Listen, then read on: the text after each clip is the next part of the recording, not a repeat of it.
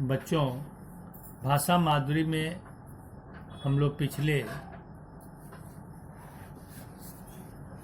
बार टपके का डर पाठ 8 पढ़े थे। इस कहानी को पढ़कर बहुत मज़ा आया, आप लोगों को भी पढ़े। सबसे पहले इसमें के शब्दार्थ आपको याद कर लेना है। जो भी शब्दार्थ लिखाए गए हैं उसको कंठस्थ कर लेना है। आप कंठस्थ कर लीजिएगा।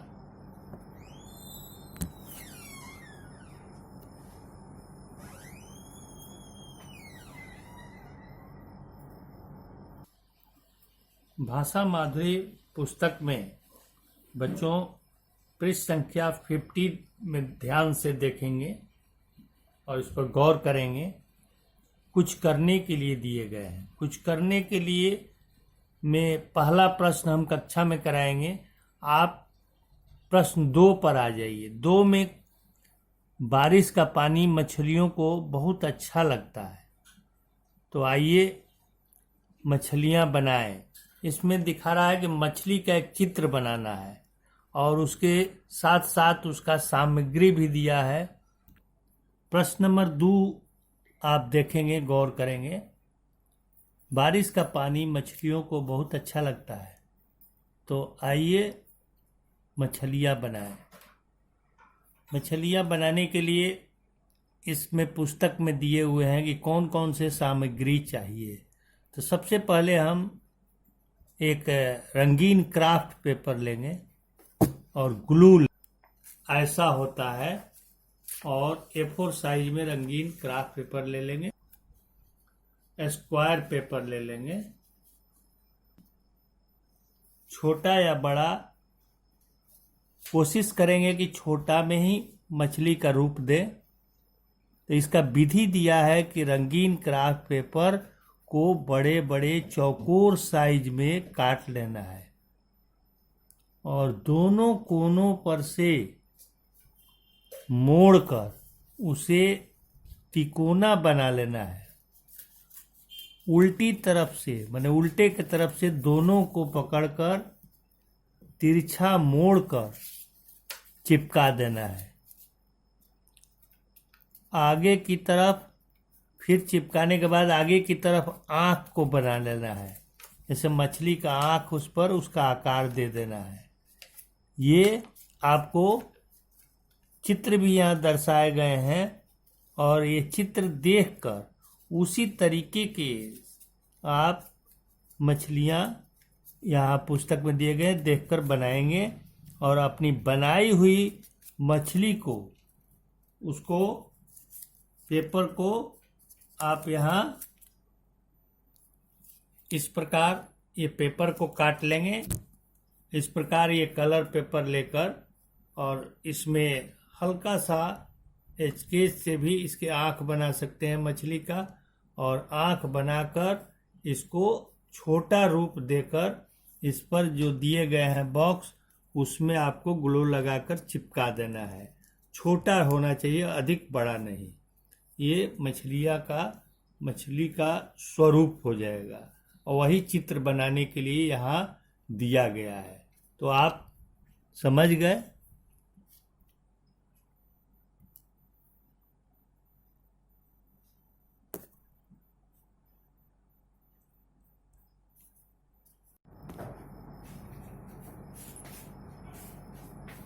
बच्चों, अब हम पाठ टपके का डर, पाठ 8 अभ्यास पुस्तिका खोलेंगे। अभ्यास पुस्तिका पर देखेंगे। अभ्यास पुस्तिका में पृष्ठ संख्या 26 निकाल लेंगे। पाठ टपके का डर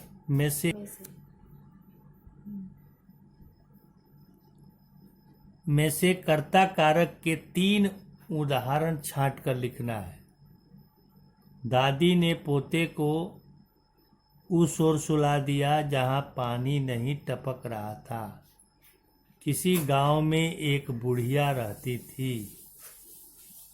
पोते को नींद नहीं आ रही थी। कुम्हार गड्ढे की तलाश में भाग छूटा। यहाँ कर्ता कारक के लिए 3 उदाहरण देना है। तो कर्ता कारक किसको कहते हैं? कर्ता अर्थात जो काम करे उसे हम कर्ता कहते हैं। तो काम इसमें पहला ख में कौन काम कर रहा है? तो बुढ़िया। वैसे ही जो है काम करने वाला जो भी है वह कर्ता कारक होगा। पोते, कुम्हार, ये सब कर्ता कारक ही होंगे। तो मेरे प्यारे बच्चों, अब आगे 2 नंबर में चलेंगे। नीचे दिए गए वाक्यों को बोल बोल कर पढ़ना है। केवल ये पढ़ने के लिए है कि किसी गांव में एक बुढ़िया रहती थी। आपको डर नहीं लगता? नहीं भैया, मेरे यहाँ नहीं है, रामू ने कहा। घर में छोटे बड़े कई सदस्य थे। क्या सभी वाक्य एक ही तरीके से पढ़े जाएंगे?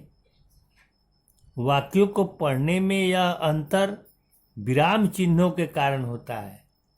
सभी एक तरह से आप नहीं पढ़ सकते हैं। सबसे जो प्रश्नवाचक इसमें चिन्ह है कि आपको डर नहीं लगता, ये प्रश्नवाचक चिन्ह है, यहाँ प्रश्न किया गया है। वैसा ही आपको जितने भी वाक्य ऊपर दिए गए हैं उस सभी वाक्य में आपको पढ़ने में अंतर आएगा। तो यह विराम चिन्ह के अनुसार इसको पढ़ा जाएगा।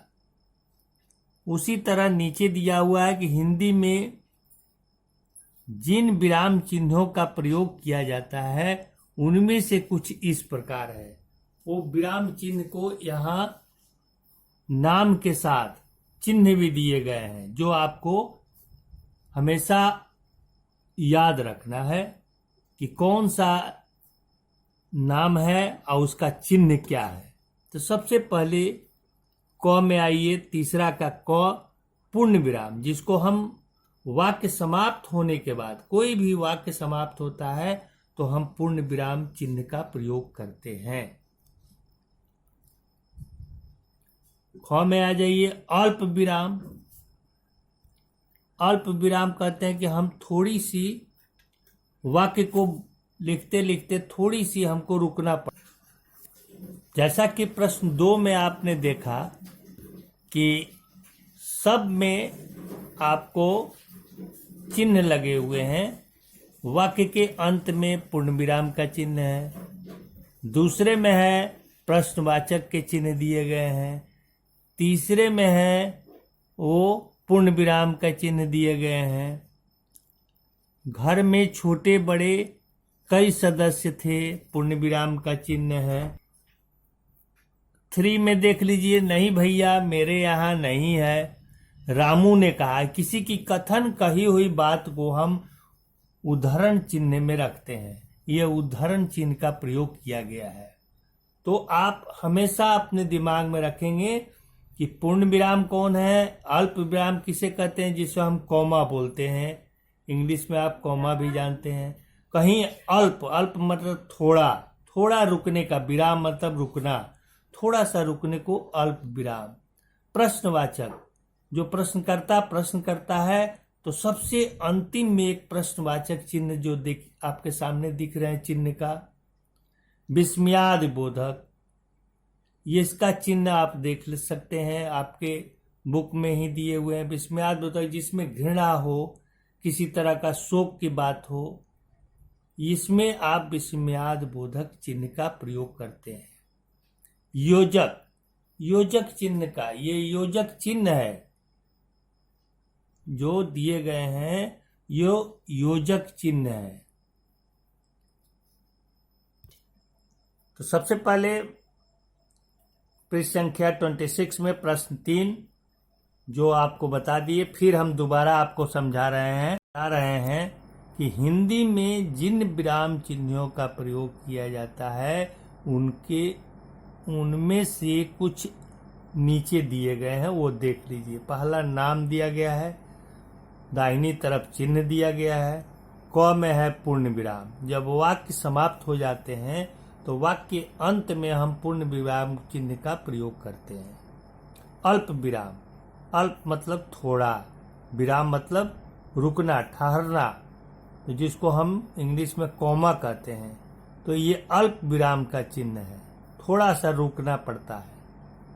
प्रश्नवाचक चिन्ह, कोई प्रश्न करता है, प्रश्नकर्ता, जैसे ऊपर के दिए गए हैं दूसरे नंबर में कि आपको डर नहीं लगता, ये प्रश्नकर्ता प्रश्न करता है, वहां हम प्रश्नवाचक चिन्ह का प्रयोग करते हैं।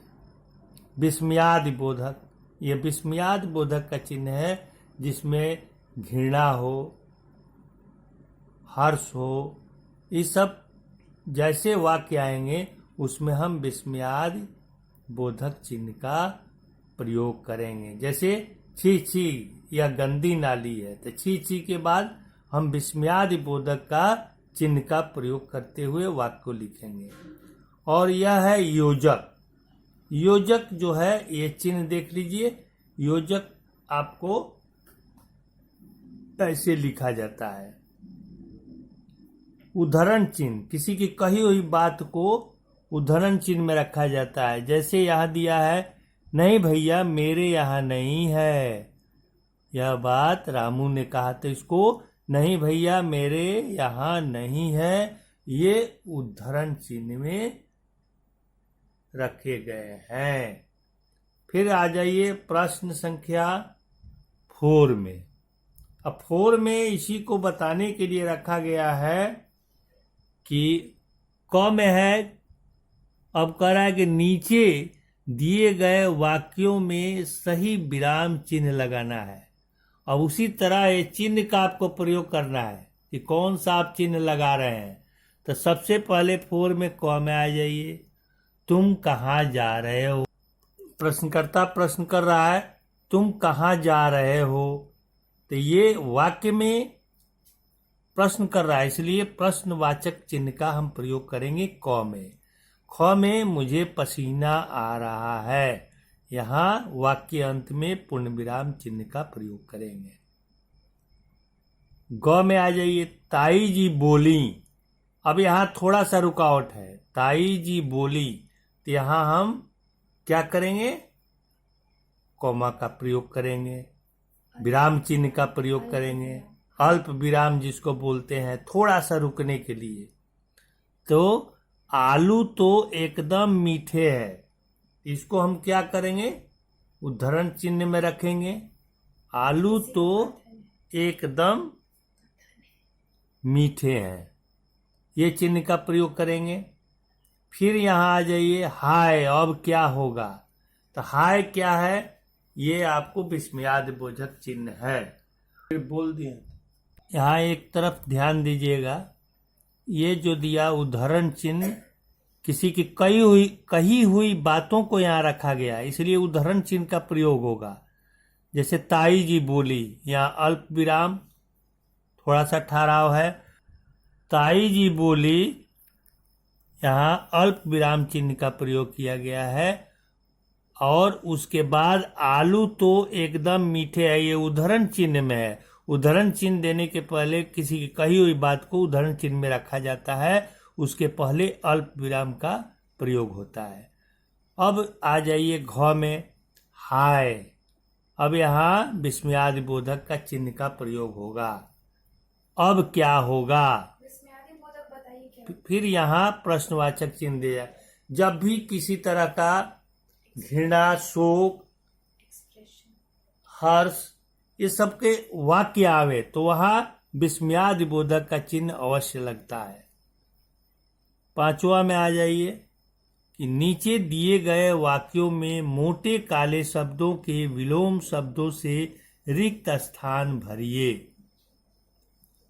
पहला क में देखिए, जो मोटे अक्षर से दिए गए हैं दाहिने तरफ आप देखेंगे ध्यानपूर्वक, उन्हीं का विपरीत उल्टा अर्थ वाले शब्द को लिखना है। जैसे सूरज निकलते ही अंधकार छट गया और प्रकाश फैल गया, यहाँ प्रकाश का उल्टा शब्द विलोम शब्द अंधकार होगा, इसलिए अंधकार इसमें भरेंगे।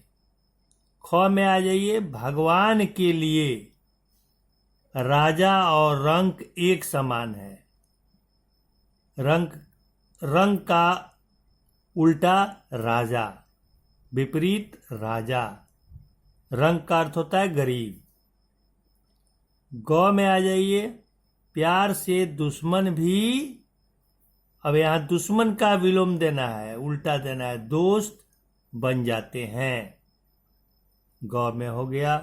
ख में आ जाइए, परेशान होने पर आसान काम भी, आसान का यहां विलोम शब्द देना है, मुश्किल लगता है। बच्चों अब हम चलेंगे प्रश्न नंबर 6 पर। 6 में आ जाइए, नीचे दिए गए शब्दों के दो दो पर्यायवाची शब्द छांटकर लिखिए। आपके दाहिने तरफ एक फूल के चित्र बनाए गए हैं, इस फूलों में सजाया गया है इन शब्दों को, और इन्हीं शब्दों से आपको इसमें पूरा करना है। जैसे अब अंधेरा का पर्यायवाची 2 निकाल लीजिए दाहिने वाले शब्द में से, तो इसमें ढूंढेंगे तो पहला आएगा तम और अंधकार। ख में आ जाइए, आकाश, अंबर और गगन। ग में आ जाइए, वर्षा, बरसात और बारिश। घ में आ जाइए, फूल, तो यहां हम देखेंगे इस बॉक्स से पुष्प और सूरज, सूरज, सुमन। फिर हम आ जाएंगे प्रश्न नंबर 7 पर। 7वें पर है कि नीचे दिए गए वाक्यांशों के लिए एक शब्द छांट कर लिखना है। फिर इसमें आपके दाहिने तरफ बॉक्स बने हुए हैं, इसमें शब्द को लिखे गए, इन्हीं शब्दों के द्वारा इसको हमको छांट कर पूरा करना है। 7th में आ गया, क में आ जाइए, जो ईश्वर में विश्वास रखता हो, इन्हीं शब्दों के लिए एक शब्द देना है। जो ईश्वर में विश्वास रखता हो उसको हम क्या कहते हैं? आस्तिक। बेटे आप दाहिने तरफ के जो दिए गए हैं उसी में से देखकर आपको इसमें पूरा कर देना है। तो यहाँ क में लिखिएगा 7 का आस्तिक। ख में आ जाइए, जिसका मूल्य बहुत अधिक हो, बहुमूल्य। ग, जिसे कहा ना जा सके, अकथनीय, जिसके कुछ कहा नहीं जा सके उसको अकथनीय। सप्ताह में एक बार होने वाला, साप्ताहिक। अंग में जिसको भय न हो, निर्भय।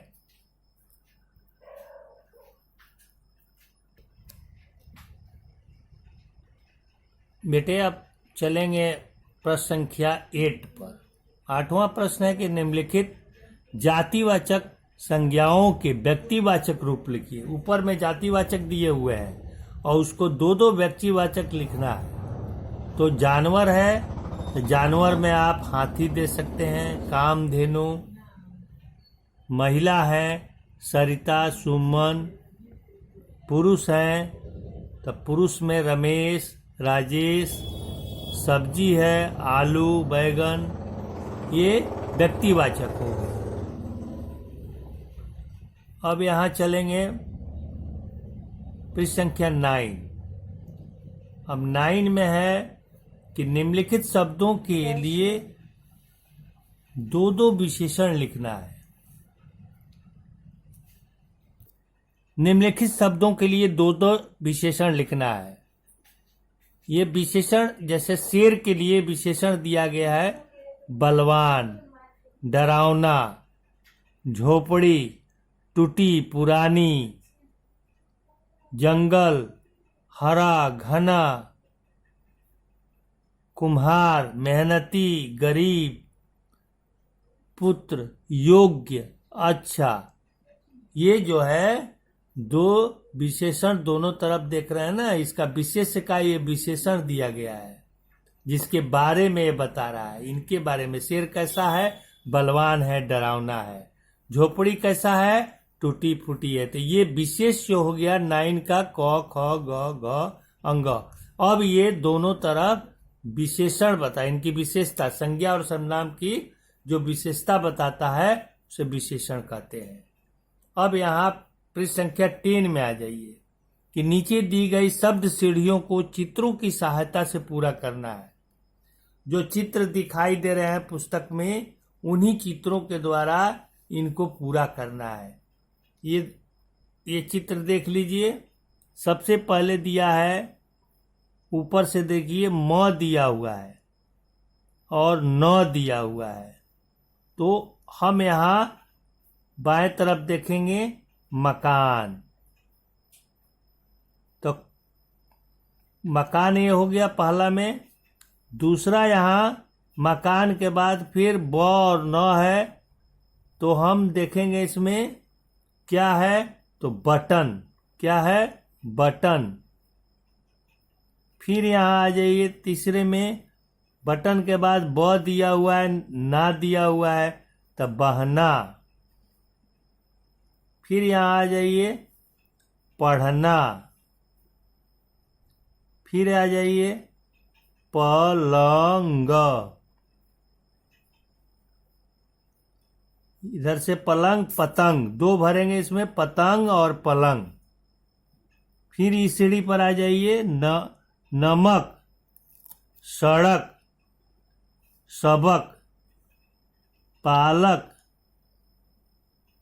पालकी, खिड़की। ये सब दिए हुए, पालकी है, खिड़की है, ये पतंग है, ये घर है, ये बटन है। ये आप इस तरीके से आप इसको देखकर, और यहाँ भरा हुआ है, आप देख भी सकते हैं, मिला भी लीजिएगा। मकान है, घर के जगह यहाँ घर जो है वो मकान लिखिएगा।